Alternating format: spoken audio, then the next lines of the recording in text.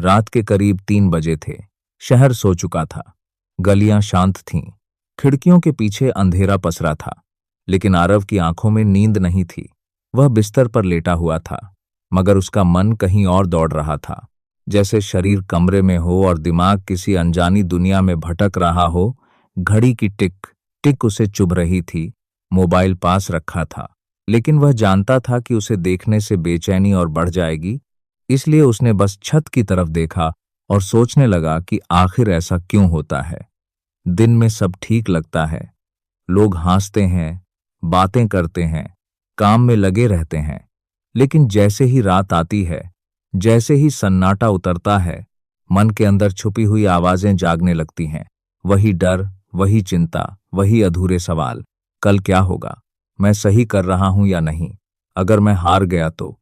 और इन्हीं सवालों के बोझ में नींद कहीं दूर चली जाती है। आरव को याद आया कि बचपन में उसे नींद बहुत आसानी से आ जाती थी।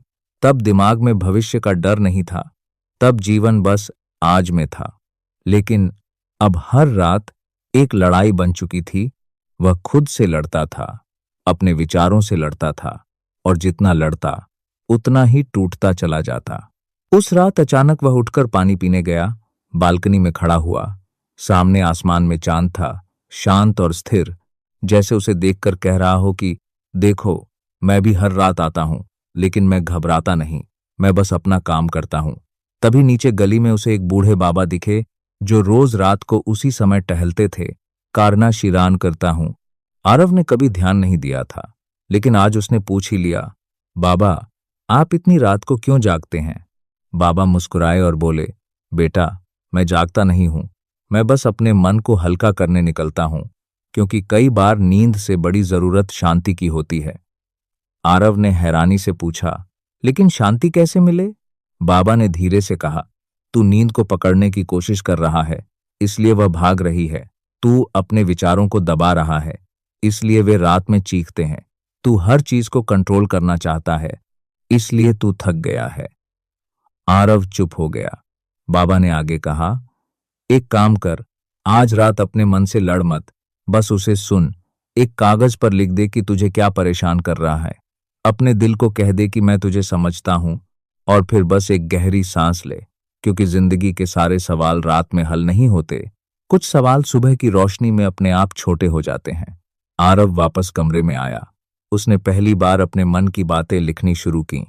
डर, चिंता, थकान, सब कुछ, जैसे कोई भारी बोझ बाहर निकल रहा हो। फिर उसने आंखें बंद की और धीरे धीरे सांस लेने लगा। कुछ मिनट बाद उसे महसूस हुआ कि उसका शरीर हल्का हो रहा है, मन की दौड़ धीमी पड़ रही है, और पहली बार उसे लगा कि नींद कोई दुश्मन नहीं है। नींद तो दोस्त है, जो तभी आती है जब इंसान खुद को सुरक्षित महसूस कराता है।